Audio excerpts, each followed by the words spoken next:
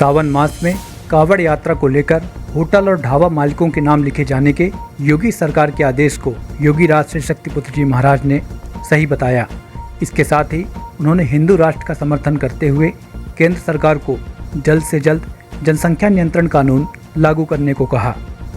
आज हर परिस्थिति में अगर एक सामान्य सी स्थिति कह दी गई कि कांवड़ की यात्रा में हर व्यक्ति अपना नाम लिखेगा, तो अधर्मी अन्यायियों को और जो उन अधर्मी जिहादी मानसिकता को संरक्षण देने वाले राजनीतिक पार्टियां हैं, सब उछलना शुरू कर दिए, सब एक टांग पर खड़े होना शुरू कर दिए, चिल्लाने लगे कि ऐसा नहीं होना चाहिए, ऐसा नहीं होना चाहिए। क्यों नहीं होना चाहिए?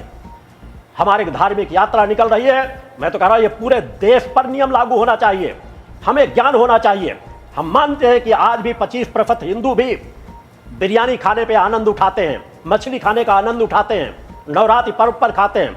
वो जाए जिनको खाना हो, आप अपने नाम का बोर्ड लगाइए। हमें ज्ञान होना चाहिए। यदि हम शुद्धता, पवित्रता, सात्विकता का जीवन जीते हैं, जिस हिंदुत्व का ज्ञान हमें वो अधर्मी अन्याय देते हैं, तो हमारी शुद्धता, पवित्रता बरकरार रहनी चाहिए।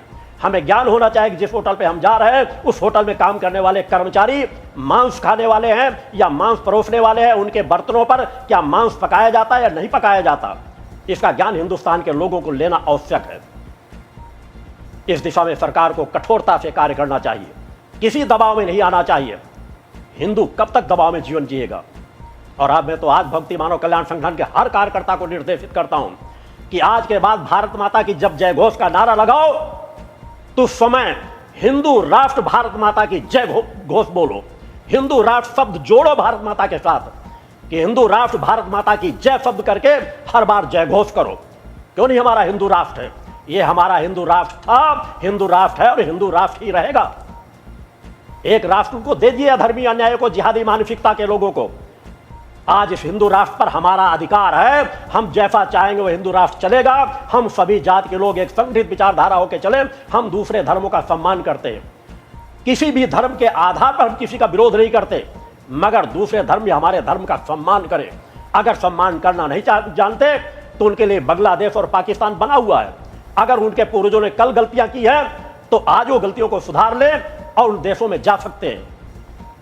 आज मैं सरकारों से भी कहना चाहता हूं कि सरकारें, अगर क्रेन में बैठी हुई भारतीय जनता पार्टी की सरकार अगर जनसंख्या नियंत्रण कानून नहीं ला पा रही, तो मैं यही कहना चाहूंगा शायद वह सबसे बड़ी दुर्भाग्यशाली सरकार होगी जो अपने इसी कर्म को यदि नहीं कर पाती तो जिंदगी भर पछताएगी, उसकी भरपाई नहीं कर पाएगी।